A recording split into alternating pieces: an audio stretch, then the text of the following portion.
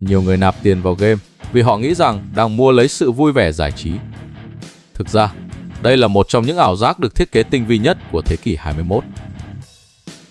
Chúng ta vẫn thường chê bai những người vung hàng chục triệu đồng tiền thật để mua một bộ trang phục ảo không có tác dụng che mưa che nắng ở đời thực là vô tri, đậu tuếch. Xin thưa, đó lại là một chiến lược sinh tồn sắc bén mang đậm bản năng nguyên thủy. Các nhà phát hành game miễn phí luôn tỏ ra hào hiệp khi cho phép hàng triệu người chơi mà không thu một đồng nào. Nhưng sự thật là gì? Ở trong cái thế giới đó, người chơi miễn phí không phải là khách hàng, mà chính họ là món hàng. Hôm nay, mời các bạn cùng Elena giải quyết mọi vấn đề qua câu hỏi: tại sao chúng ta không thể ngừng nạp game? Trước khi bắt đầu, mình xin lưu ý rằng toàn bộ nội dung sắp tới là quan điểm cá nhân, được tổng hợp từ các nghiên cứu tâm lý học và kinh tế học uy tín. Mong các bạn lắng nghe với tinh thần cởi mở để cùng đàm đạo. Trong mắt của rất nhiều người, đặc biệt là các thế hệ đi trước hoặc là truyền thông đại chúng, cái hành vi quẹt thẻ nạp game, mua gacha, đập hộp loot boxer thường bị dán ngay một cái nhãn rất là tiêu cực. Nào là rối loạn kiểm soát xung động, nào là sa ngã vào bẫy cờ bạc, hay nói thẳng ra là sự phung phí vô tri của một thế hệ rảnh rỗi. Nhưng mà, nếu chúng ta đeo lăng kính của khoa học hệ thống và tâm lý học tiến hóa vào để soi chiếu, thì cái khối kiến trúc này nó phức tạp, nó có tính toán và mang tính sinh tồn sâu sắc hơn rất nhiều. Nạp game không phải là lãng phí vô tri. Nó là một giao dịch sinh tồn cốt lõi trong một đấu trường, nơi mà giá trị con người bị định giá, băm nhỏ và mua bán dưới dạng chuỗi mã nhị phân. Chúng ta hãy đi vào tầng đầu tiên, giải mã ảo giác bề mặt. Đám đông luôn lầm tưởng rằng người chơi nạp tiền để mua sự vui vẻ. Cái lập luận này nó sụp đổ ngay tắp lự khi chúng ta đối chiếu với định lý về thuyết tự quyết Self-Determination Theory, viết tắt là SDT trong tâm lý học. Thuyết này cho rằng động lực và hành vi của con người bị chi phối bởi ba nhu cầu tâm lý cơ bản: quyền tự chủ, năng lực và sự gắn kết. Các bạn hãy nhìn lại thế giới thực mà xem. Trong cái kỷ nguyên hậu công nghiệp này, thế giới thực đang dần trở thành một cỗ máy kìm kẹp cực kỳ khắc nghiệt. Để mua được một ngôi nhà, để có được một cái chức danh danh giá ở công ty, hay thậm chí chỉ là tìm kiếm một cộng đồng hiểu mình, chúng ta phải trả những cái giá không tưởng về kinh tế, thời gian, máu và nước mắt. Thậm chí cố gắng cả đời chưa chắc đã có. Đáp lại cái sự thiếu hụt khổng lồ đó, trò chơi điện tử xuất hiện. Nó không còn đóng vai trò là một trò tiêu khiển cho vui nữa. Nó là một lối thoát vĩ mô, một cái cơ sở hạ tầng thay thế cung cấp cho chúng ta lượng hormone hạnh phúc dopamine và sự công nhận xã hội với cái chi phí gia nhập rẻ hơn theo cấp số nhân.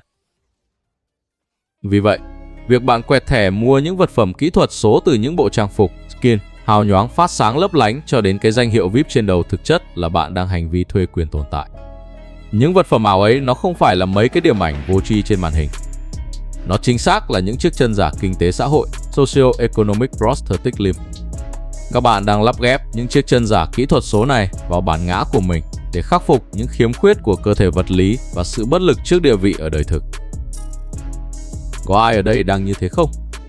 Kiểu đi làm văn phòng lương tháng chục triệu, ngoài đời đi cái xe số tàng tàng, mặc cái áo phông nhăn nhúm, nhưng tối về đăng nhập vào game một cái là VIP 10. Người ngợm trang bị sáng lóa, anh em bang hội gọi một tiếng đại ca, 2 tiếng chủ tịch không? Thư bình luận khai thật nhé. Sự dịch chuyển định giá ở đây nó cực kỳ sắc bén. Giá trị của một thanh gươm ảo không nằm ở độ sắc bén vật lý của nó, mà nằm ở khả năng nó thao túng nhận thức của những người xung quanh trong cùng một server. Khi bạn nạp tiền, bạn không hề trả tiền cho nhà phát hành đâu. Bạn đang trả tiền để mua sự nể sợ và ánh mắt ngưỡng mộ từ những người chơi khác. Và để làm được điều đó, chúng ta bước vào nền kinh tế của căn cước số, Digital Identity Economy. Ở đời thực, bạn sinh ra đã có một cơ thể, một chiều cao, giới tính, gia cảnh. Nhưng trong không gian nào, bạn khởi đầu bằng một con số không tròn trĩnh. Bạn là một cơ thể không có nội tạng, body without organs. Cái cơ thể trống rỗng, vô danh đó cần phải được đắp lên những lớp biểu đạt văn hóa, những biểu tượng của sức mạnh thì bạn mới thực sự hiện diện trong nhận thức của bộ lạc. Đối với nhiều người, đặc biệt là những cá nhân chìm khuất trong cái sự xô bồ của xã hội hiện đại, cái avatar, nhân vật ảo không còn là công cụ giải trí. Nó là một tấm khiên sinh tồn. Việc bạn vung $100 hay 2 đến 3 triệu tiền Việt Nam ra mua một bộ skin xịn trong game Bản chất nó không khác gì việc một vị bá tước thời Trung Cổ bỏ tiền tậu một bộ áo giáp mạ vàng ròng cả. Đó là tín hiệu thị giác dứt khoát nhất, hiệu quả nhất để tuyên bố quyền lực, tôi giàu, tôi mạnh, đừng có đụng vào tôi. Sự phân tầng xã hội lúc này không còn dựa trên sổ đỏ hay gia thế nữa, mà nó được mã hóa trực tiếp vào cơ sở dữ liệu của game. Nhưng mà, cái sự công nhận này nó cũng có những quy tắc ngầm cực kỳ khắt khe nhé. Một nghiên cứu của Đại học Tilburg đã vạch trần một cái gọi là chi phí ẩn của nạp game. Nghiên cứu chỉ ra rằng, cộng đồng game thủ sẽ đánh giá cực kỳ tiêu cực, thậm chí là khinh bỉ những cá nhân nạp tiền để mua lợi ích chức năng pay to win, tức là bỏ tiền ra để mua sức mạnh áp đảo. Tại sao? Vì khi bạn dùng sức mạnh tài chính đời thực để can thiệp vào quy luật trong game, bạn đã tự tay đập vỡ cái ảo giác về một xã hội trọng dụng nhân tài, meritocracy. Xã hội ảo vốn là nơi người ta thi thố kỹ năng. Bạn ốp tiền vào thì bạn là kẻ gian lận, bạn chơi bẩn. Người ta khinh bạn, dù cái sự can thiệp của bạn có giúp bang hội thắng boss đi chăng nữa. Nhưng ngược lại, nếu bạn nạp tiền chỉ để mua lợi ích trang trí, mua skin, mua hiệu ứng, thì người ta lại nể bạn. Vì bạn đẹp, bạn giàu, nhưng bạn vẫn thi đấu công bằng bằng kỹ năng. Cho nên, nạp game nó là một nghệ thuật quản trị hình ảnh các bạn ạ. Làm sao để tiêu tiền, khoe được độ giàu, nhưng vẫn duy trì được cái ảo giác về sự vĩ đại và kỹ năng cá nhân xuất chúng. Nghe nó tâm lý học nhỉ? Nhưng nếu chúng ta chỉ dừng ở người chơi, thì chúng ta mới thấy được một nửa tảng băng chìm. Xin kính mời các bạn bước xuống tầng sâu hơn, bẫy hệ thống Systematic Trap, nơi mà các nhà phát hành ngả bài. Đừng bao giờ có cái quan niệm ngây thơ rằng trò chơi điện tử hiện đại là những tác phẩm nghệ thuật thuần túy. Bối rồi ôi, không có đâu. Hệ thống trò chơi hiện đại thực chất là những cỗ máy khai thác tâm lý máu lạnh. Chúng không được thiết kế bởi những người nghệ sĩ bay bổng đâu, mà chúng được kiến trúc bởi các kỹ sư hành vi, các nhà khoa học dữ liệu và các chuyên gia kinh tế học thần kinh. Chúng là những mô hình toán học tối ưu hóa, vận hành bằng cách khoét sâu vào các điểm mù trong quá trình ra quyết định tiến hóa của động vật có vú. Các bạn đã nghe đến cái hộp Skinner Box bao giờ chưa? Cốt lõi của mô hình kinh doanh nạp tiền, đặc biệt là mấy cái trò quay gacha hay mở hòm loot boxer, chính là phiên bản hoàn hảo nhất của chiếc lồng Skinner. Năm 1938, nhà tâm lý học B.F. Skinner làm một thí nghiệm nhốt một con chuột vào lồng. Nó học được cách nhấn một cái đòn bẩy để nhận một viên thức ăn. Trong ngành công nghiệp game tỷ đô ngày nay, cái đòn bẩy vật lý đó được thay bằng nút mua và viên thức ăn được thay bằng các xung lượng dopamine khổng lồ bơm thẳng vào não bộ người chơi. Cái sự tàn khốc của hệ thống này nằm ở lịch trình trả thưởng. Nếu bạn cứ nạp tiền là chắc chắn mua được đồ, nó sẽ rất nhanh chán. Thuật toán không làm thế. Các tựa game gacha hay Riddle, ngẫu nhiên nó sử dụng lịch trình củng cố tỷ lệ biến thiên, Variable Ratio Schedule. Nghĩa là bạn không mua một món đồ cụ thể, bạn đang mua sự kỳ vọng về món đồ đó. Bạn nạp tiền để quay số, lúc trúng lúc trượt, và bạn không biết bao giờ mới trúng. Dưới lăng kính thần kinh học, bộ não con người không tiết ra nhiều dopamine nhất lúc chúng ta nhận được phần thưởng đâu các bạn. Mà dopamine nó bùng nổ vào cái khoảnh khắc ngay trước khi kết quả hiển thị. Cái giai đoạn mà vòng quay đang quay, cái hòm đang rung lên, bạn nín thở hy vọng. Có ai từng bị cái cảm giác này thao túng không? Nạp vào 500 cảnh, tự nhủ quay nốt 10 này trúng hay trượt cũng đi ngủ. Vòng quay nó dừng lại, trượt. Tự nhiên tim đập nhanh, máu nóng dồn lên não. Cảm giác hụt hẫng nó thôi thúc bạn nạp thêm 1 triệu nữa để gỡ lại cái cảm giác kỳ vọng kia. Cuối cùng quay ra cháy sạch tài khoản. Sáng hôm sau dậy nhìn tin nhắn ngân hàng trừ tiền mà muốn khóc. Nghe nó quen nhỉ? Cái lồng kính mạ vàng này nó tạo ra một vòng lặp neuron không thể phá vỡ, khát vọng, hành động nạp tiền, cơn sốt dopamine kỳ vọng, phần thưởng hoặc thất vọng, lại tái khởi động khát vọng. Nó tàn nhẫn và nó chồng lấn hoàn toàn với cơ chế của cờ bạc, làm suy giảm khả năng kiểm soát xung động trong não bộ chúng ta. Và khi thuật toán đã trói buộc được tâm trí, hệ thống bắt đầu giằng ra một cái đấu trường sinh thái học gọi là thợ săn và con mồi, The Hunter Free Arena. Nếu dùng tư duy hệ thống để nhìn, các tựa game free to play, chơi miễn phí không phải là sân chơi bình đẳng. Nó là một kim tự tháp sinh thái học được thiết kế để chiết xuất tài sản. Trong cái bể cá khổng lồ này, người chơi được chia làm 3 tầng lớp. Tầng 1, Minnows, cá lòng tong, những người chơi cày chay, không nạp hoặc nạp cực ít. Tầng 2, Dolphins, cá heo, những người nạp tầm trung. Tầng 3, Quest, cá voi, những phú hào nạp hàng chục, hàng trăm ngàn đô la. Trên bề mặt thì nhà phát hành tỏ ra rất tử tế khi cho cá lòng tong chơi miễn phí. Nhưng sự thật máu lạnh của hệ thống là đây, người chơi miễn phí không phải là khách hàng. Họ chính là nội dung, content, là nguồn sinh khối được đóng gói để phục vụ cho cá voi. Cá voi, dù chỉ chiếm khoảng 1 đến 2% lượng người chơi, lại gánh tới 70 đến 80% doanh thu của game. Nhưng tâm lý của cá voi lại phụ thuộc hoàn toàn vào bầy cá lòng tong. Một đại gia vung 10.000 đô la ra để mắc sức mạnh nhân vật.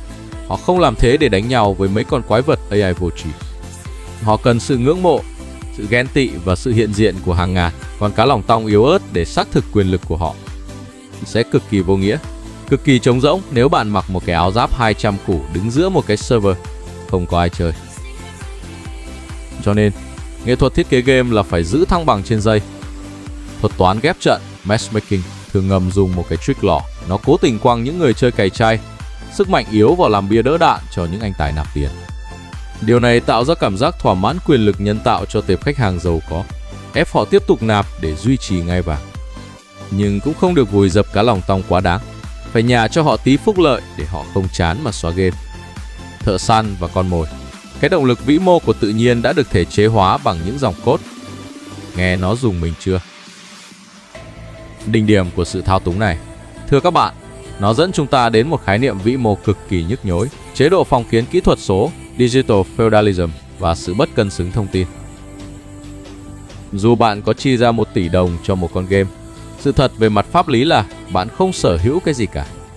Tài khoản, vật phẩm, hạng Ranka, tất cả chỉ là bạn đang thuê quyền sử dụng trên cụm máy chủ thuộc quyền sở hữu tuyệt đối của các tập đoàn công nghệ Techlos. Người chơi game bây giờ không khác gì những đồng nô sớp thời Trung Cổ. Chúng ta cày cuốc ngày đêm, đóng góp dữ liệu, nộp tô thuế bằng cách nạp thẻ trên mảnh đất của lãnh chúa chỉ để được tiếp tục tồn tại ở đó. Bất cứ lúc nào, lãnh chúa chỉ cần thay đổi điều khoản dịch vụ TOS, khóa mõm tài khoản của bạn, hoặc đơn giản là game sập, rút fix cắm máy chủ, toàn bộ gia tài và công sức cả đời của bạn bốc hơi trong 1/1000 giây. Không có pháp luật nào bảo vệ bạn cả. Kết hợp với sự bất cân xứng thông tin, đây là một cái bẫy không có lối thoát. Nhà phát hành nắm toàn quyền chính xác. Họ biết chính xác tỷ lệ rớt đồ thực sự, mặc dù có thể công bố láo. Họ dùng AI để học được điểm kích hoạt tâm lý, trigger point của riêng bạn. Họ cố tình thiết kế ra những rào cản nhân tạo, những con quái trâu bò mất dạy, những khoảng thời gian chờ đợi lê thê dài đằng đẵng. Rồi chính họ, với nụ cười thân thiện, bán cho bạn phương thuốc giải quyết cái sự ức chế do chính họ tạo ra. Bạn hoàn toàn mù lòa trong cái sòng bạc này, nơi mà nhà cái luôn thao túng tỷ lệ cược dựa trên nhịp tim và trạng thái tâm lý thời gian thực của bạn. Thế nhưng, nếu nói như vậy, chẳng lẽ người nạp game toàn là những kẻ ngốc nghếch, những con thiêu thân mù quáng bị dắt mũi hay sao? Tại sao biết là mất tiền mua đồ ảo mà họ vẫn lao vào? Liệu có uẩn khúc gì ẩn sau quyết định vùng tiền đó không? Nếu chúng ta chỉ dừng lại ở cái góc nhìn phê phán bên trên, có lẽ chúng ta sẽ dễ dàng rơi vào cái bẫy của sự kiêu ngạo đạo đức. Những người ngoài cuộc thì cứ bĩu môi chê bai, coi những người nạp game chỉ là những con thiêu thân thụ động, mù quáng và thiếu kiểm soát. Nhưng mà tư duy hệ thống nó không cho phép chúng ta phán xét một chiều như thế các bạn ạ. Đã phân tích thì phải lật ngược lại vấn đề, phải dùng lời bào chữa trí tuệ, tin màn hình để nhìn nhận sự việc bằng một sự thấu cảm sâu sắc. Sự thật là không có ai là kẻ ngốc khi quyết định vung hàng đống tiền mồ hôi nước mắt của mình ra cả.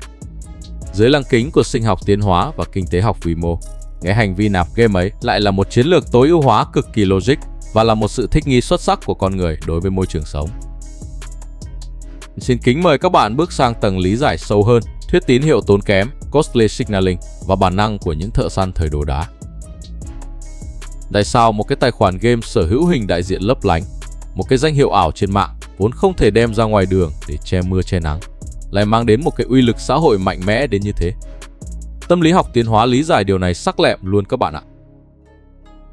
Các bạn hãy nhìn vào loài chim công. Con chim công đực nó mang một cái đuôi khổng lồ, rực rỡ và nặng nề. Về mặt sinh tồn, cái đuôi đó là một sự lãng phí năng lượng sinh học ngớ ngẩn. Nó cản trở việc bay lượn và vô cùng dễ thu hút dã thú ăn thịt. Vậy thì tính logic ở đâu? Mối rồi ôi, chính vì cái giá phải trả quá đắt đó, chiếc đuôi khổng lồ ấy trở thành một tín hiệu trung thực tuyệt đối về bộ gen xuất sắc của con công đực. Nó đang gửi đi một thông điệp cho con cái rằng, em xem, bộ gen của anh ưu việt đến mức anh có thể gánh vác cái sự lãng phí vô lý này mà vẫn sống sót vượt trội hơn đám tép riu kia. Giờ thì áp dụng vào lịch sử loài người nhé. Tiến sĩ John D. Speth, Đại học Michigan, trong một bài giảng tại Harvard đã có một luận điểm chấn động về hành vi săn bắt của tổ tiên chúng ta. Con người tiền sử không lao đầu vào săn những con quái vật khổng lồ, hung dữ như voi mammoth thuần túy chỉ vì nhu cầu protein để lấp đầy dạ dày đâu. Nếu chỉ vì cần năng lượng, việc đi hái quả hay đặt bẫy mấy con thú nhỏ là một cái trick lò an toàn và hiệu quả hơn gấp vạn lần. Thế nhưng, những chiến binh tiền sử vẫn lao vào những cuộc đi săn sinh tử, máu chảy đầu rơi. Tại sao? Vì tham vọng chính trị và uy tín xã hội. Cái việc hạ gục một con quái thú khổng lồ, nó là một tín hiệu tốn kém chứng minh cho lòng can đảm, sức mạnh thống trị và sự dư thừa nguồn lực. Kẻ mang đầu con voi mammoth về sẽ là kẻ dẫn đầu bộ lạc. Mà áp dụng vào cái thế giới ảo bây giờ, những con cá voi trong game không mua vật phẩm vì họ cần sự tiện lợi chức năng. Nó mua vì vật phẩm đó chính là máu của con voi mammoth trong thế kỷ 21. Một bộ trang phục in-game trị giá hàng chục triệu đồng là một chiếc đuôi chim công hoàn hảo. Nó gửi đi một thông điệp đanh thép, không thể giả mạo đến toàn bộ người chơi trong server đã sở hữu nguồn tài nguyên kinh tế dư thừa ở thế giới thực, và ta có đủ quyền lực để nghiền nát mọi rào cản của cái hệ thống này. Có ai ở đây từng bấm bụng mua một cái skin siêu đắt, xong không đi đánh nhau mà chỉ mang ra đứng ở sảnh chờ để cho người qua kẻ lại ngước nhìn ngưỡng mộ chưa? Khai thật đi, các bạn có đang như thế không? Cái quyết định mua sắm đó không phải là một phút bốc đồng bóp méo lý trí đâu. Nó là một giải pháp cực kỳ sắc bén nhằm thiết lập thứ bậc xã hội, khẳng định địa vị tối cao mà không cần phải đổ máu. Và nếu xét về mặt kinh tế học hành vi, sự thấu cảm này lại càng rõ ràng hơn thông qua cái gọi là sự hoán đổi thời gian, tiền bạc, time money trade-off. Trong những cái con game cày cuốc, grinding, thời gian và tiền bạc là hai loại đồng tiền có khả năng thanh khoản thay thế cho nhau. Đối với một người thuộc tầng lớp lao động bận rộn, một chuyên gia có mức lương cao ở ngoài đời, hay là một thanh niên có quỹ thời gian rảnh vô cùng eo hẹp, việc phải cày cuốc lặp đi lặp lại, đánh một con quái 300 giờ đồng hồ chỉ để mở khóa một thanh kiếm là một sự phân bổ cực kỳ sai lầm về chi phí cơ hội. Lúc này, cái việc nạp tiền nó tinh tinh một cái, biến thành một sự hợp lý hóa nguồn lực. Người nạp tiền không phải là những con nghiện mất trí, họ là những nhà đầu tư tính toán lạnh lùng. Họ đơn giản là đang mua lại thời gian sống của chính mình. Các bạn nhìn vào những con số thực tế tại thị trường Việt Nam giai đoạn 2024 đến 2025 mà xem.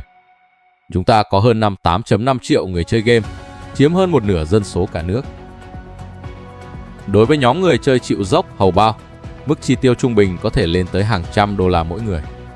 Đặc biệt là ở nhóm game thủ hardcore hay những người chơi cốt lõi ấy, hơn 70% số tiền họ nạp vào là hướng thẳng đến việc pay for better performance, tức là mua vật phẩm để trực tiếp tăng lực chiến. Họ không chi tiền cho những thứ phù phiếm lấp lánh múa may quay cuồng. Họ là những người theo chủ nghĩa thực dụng cực đoan. Họ dùng tài sản thực tế để triệt tiêu ma sát của game, đốt cháy giai đoạn, vươn lên đỉnh chuỗi thức ăn số trong thời gian ngắn nhất. Nghe nó hợp lý nhờ. Không có thời gian cày thì tôi dùng tiền tôi đập vào. Thế thôi. Nhưng mà, sâu thẳm hơn cả sự tối ưu hóa thời gian, thứ người ta thực sự vung tiền ra mua là chủ nghĩa bộ lạc kiểu mới, neo-tribalism, và mua sự bảo vệ. Chúng ta đang sống trong một thế giới hiện đại bị nguyên tử hóa. Cấu trúc gia đình lỏng lẻo, tình làng nghĩa xóm rạn nứt, con người ra đường không buồn chào nhau một câu. Sự cô đơn nó đang trở thành một đại dịch toàn cầu. Ở trong cái bối cảnh đó, thế giới ảo cung cấp một giải pháp cấp bách. Việc bạn nạp tiền để đủ sức mạnh xin vào một bang hội, guild, top server, tham gia vào những trận công thành chiến hoành tráng cùng hàng trăm người đồng đội. Nó mang lại một cảm giác kết nối xã hội và lòng trung thành, có độ phân giải cảm xúc cao hơn bất kỳ hội nhóm đời thực nào. Chỉ với vài trăm, vài triệu đồng mỗi tháng, họ mua được danh dự, tiếng nói, sự bảo bọc vững chắc của những người anh em ảo. Có những người anh em trên mạng chưa bao giờ gặp mặt ngoài đời, nhưng trên game thì sẵn sàng xả thân, nhường đồ, gọi nhau một tiếng huynh đệ ngọt xớt. Ở ngoài đời, tìm đâu ra một cái cộng đồng như thế với cái giá rẻ như vậy. Thế giới thực định giá sự tôn trọng quá đắt đỏ và rủi ro. Nên theo lăng kính này, nạp game nó chính là một phương thức tự vệ tâm lý, một chiến lược mua bảo hiểm nhân phẩm trong một thế giới ngày càng vô cảm. Có ai đang trân trọng những người anh em ảo của mình hơn cả những mối quan hệ thực tế không? Thử trả lời nhé. Thế nhưng, các bạn ạ, khi sự tàn nhẫn máu lạnh của hệ thống máy chủ mà chúng ta phân tích ở tầng trước và chạm dữ dội với cái bản năng tiến hóa sâu sắc của người chơi, nó sẽ tạo ra một cú nổ lớn. Và cú nổ đó phơi bày ra một sự thật phản trực giác tột độ, một nghịch lý đau đớn mà người ta gọi là nghịch lý chi phí chìm, sunk cost fallacy, và nghịch lý mua sự rảnh rỗi. Trò chơi điện tử vốn dĩ được sinh ra để cung cấp những thử thách, để chúng ta vượt qua nó và tiêu tốn thời gian rảnh rỗi một cách vui vẻ, đúng không? Vậy thì tại sao? Tại sao chúng ta lại trả tiền thật để vượt qua, skip hoặc bỏ qua chính cái trải nghiệm mà chúng ta đã tải về để tận hưởng? Cái trick lọ tâm lý nó nằm ở đây. Đến một cái điểm tới hạn nhất định trong vòng đời của một tài khoản VIP, cái việc nạp tiền nó không còn tạo ra niềm vui, không còn tạo ra hormone dopamine nữa, mà nó tạo ra nghĩa vụ phải tiếp tục chơi, obligation to play. Khi một người đã đổ 100 triệu, 200 triệu và hàng ngàn giờ đồng hồ vào một cái ACC game, họ đăng nhập mỗi ngày không phải vì họ thấy vui nữa đâu, mà họ bị trói buộc bởi cơ chế phòng vệ tâm lý, sợ mất mát, loss aversion. Cái tài khoản game lúc này nó biến thành một chiếc mỏ neo kéo lên tâm trí họ, một cái khoản nợ vô hình. Bỏ thì tiếc đứt ruột cái công sức và đống tiền mình đập vào, mà chơi tiếp thì như một cực hình ép buộc. Hệ quả nghịch lý là bạn càng khao khát khẳng định địa vị bằng cách nạp tiền để vươn tới đỉnh cao, bạn càng vô tình xóa bỏ hết những cái ma sát, sự khó khăn vốn là thứ tạo ra ý nghĩa tồn tại của trò chơi. Đánh boss không cần né chiêu vì đồ quá mạnh, PvP chỉ cần bấm một nút là chết đối thủ. Bạn đã bỏ tiền ra để không phải chơi trò chơi đó nữa. Đây chính là cái định luật giá trị nghịch đảo của thế giới ảo. Tốc độ bạn mua quyền lực hoàn toàn tỷ lệ thuận với tốc độ cái thế giới đó trở nên nhàm chán, vô hồn và nhạt nhẽo đối với bạn. Và bây giờ, xin kính mời các bạn bước vào tầng cuối cùng. Phân tích đến đây, chúng ta phải đối mặt với một sự thật phán quyết, the hard truth, vô cùng tàn khốc. Quay trở lại cái câu hỏi kích hoạt sâu thẳm ban đầu, nếu nạp game là biểu hiện thuần túy của bản năng tìm kiếm địa vị trong bộ lạc từ thời săn bắt hái lượm, thì rốt cuộc trong cái trò chơi này, AI mới là kẻ đi săn và AI là con mồi. Ở trên bề mặt của cái môi trường ảo mộng đó, những con cá voi đại gia luôn lầm tưởng rằng họ là thợ săn vĩ đại. Họ vùng thanh gươm kỹ thuật số trị giá hàng chục triệu đồng, săn lùng sự ngưỡng mộ của những con cá lòng tong thấp bé và tận hưởng cái sự khuất phục của hệ sinh thái xung quanh. Họ kiêu hãnh tin rằng tiền của họ có thể mua được quyền thống trị. Ở một góc khác, những người chơi cá lòng tong cày chay cũng tự huyễn hoặc mình. Họ cười khẩy bọn nạp tiền là ngu ngốc. Họ nghĩ rằng mình đang chơi hệ thống, đang lợi dụng con game để giải trí mà không tốn một xu, rình rập chờ cơ hội dùng kỹ năng để bán hành cho bọn đại gia. Nhưng sự thật vĩ mô dưới góc nhìn hệ thống học là gì? Cả hai cái nhóm này, từ đại gia cho đến cày chay, đều là con mồi. Chúng đều là sinh khối, biomass nằm trên thớt. Cái quy luật ngầm của xã hội, loài người và chủ nghĩa tư bản nền tảng ở thế kỷ 21 này, nó rất máu lạnh. Bất cứ khi nào một cái bản năng sinh tồn cổ đại của con người như khát vọng khẳng định địa vị, nhu cầu thuộc về bầy đàn hay khao khát phần thưởng có thể được số hóa, thì ngay lập tức nó sẽ bị thương mại hóa thành một cái dây chuyền chăn nuôi công nghiệp. Các tập đoàn phát triển game, những anh kỹ sư kiến trúc thuật toán ngồi sau màn hình kia kìa, họ không tạo ra cái thế giới ảo này để phục vụ hay vinh danh bất kỳ một thợ săn hay một con cá voi nào cả. Bọn họ chính là những con Leviathan, thủy quái khổng lồ đang há miệng nuốt chửng toàn bộ đại dương. Thuật toán của họ là một chiếc lưới kéo vô hình khổng lồ, Burvest không chừa một thứ gì. Những con cá lòng tong cày chay không phải là những kẻ thông minh đang chơi game miễn phí. Các bạn đang bị ép buộc bán sức lao động vô hình của mình, thời gian cày cuốc, biến thành những con mồi nhử sống động để tạo ra đám đông giữ chân hệ sinh thái. Không có các bạn, game nó thành bãi tha ma. Còn những con cá voi vĩ đại kia, mang trong mình cái bản năng cháy bỏng của những thợ săn voi mammoth thời đồ đá, lại đang bị lùa vào một cái chu trình vắt sữa thần kinh, Skinner Box, lạnh lẽo tột cùng. Các đại gia có tiêu bao nhiêu tiền đi chăng nữa, thì họ cũng sẽ liên tục bị hệ thống trục xuất khỏi ngai vàng mỗi khi trò chơi nó cập nhật một cái mùa giải xếp hạng mới, phát hành một món đồ mới, hay nâng cái mức trần sức mạnh lên cấp cao hơn. Bản năng khát máu và tham vọng thống trị của họ đã bị thuật toán đo lường, đóng gói và bán ngược lại cho chính họ với một cái giá cắt cổ trên một cái lãnh địa kỹ thuật số mà họ sẽ mất trắng ngay khi máy chủ tắt nguồn. Cái sự thật bàng hoàng nhất, cái góc khuất khiến cho cả phe ủng hộ nạp game lẫn phe lên án đạo đức đều phải câm lặng suy ngẫm là đây. Chúng ta không thể ngừng nạp game, bởi vì chúng ta không thể tự rút phích cắm khỏi chính cái bản năng làm người của mình. Trong một thế giới vật lý nơi mà cơ hội di chuyển lên các nấc thang xã hội đang ngày càng đình trệ, bị đóng băng bởi sự bất bình đẳng cấu trúc tàn bạo. Nơi mà người trẻ cố gắng cả đời có khi không mua nổi một tấc đất cắm rủi. Nơi mà cố gắng nỗ lực chưa chắc đã đổi lại được sự công nhận xứng đáng. Vì cái đấu trường kỹ thuật số kia lại là cái cơ sở hạ tầng duy nhất còn sót lại chấp nhận một giao dịch hoán đổi giá trị tức thời và sòng phẳng. Trả tiền là có sức mạnh, nỗ lực cày là có trang bị. Không có con ông cháu cha, không có sự luồn cúi. Thế nên, nạp game nó không bao giờ là hành vi ném tiền qua cửa sổ vào những dòng code vô tri. Nó là việc bạn đang cắn răng, bấm bụng mua một liều thuốc tê cực mạnh, vô cùng đắt đỏ nhưng hoàn toàn logic. Mua để tạm quên đi một cái hiện thực đắng ngắt rằng ở thế giới thực bên ngoài kia, bạn vốn dĩ từ lâu đã không còn là một thợ săn nữa rồi. Bài học lớn nhất không phải là nỗi sợ trước những hệ thống công nghệ đang thao túng não bộ chúng ta, mà là một câu hỏi: chúng ta sẽ tiếp tục mượn những chiếc chân giả kỹ thuật số để đứng thẳng trong thế giới ảo, hay đã đến lúc phải tìm cách giành lại quyền được tồn tại và được công nhận ngay trong chính cái thế giới thực đầy rẫy khắc nghiệt này? Hãy để lại câu chuyện của riêng mình ở bên dưới phần bình luận của video này nhé. Xin chào và hẹn gặp lại trong những video tiếp theo.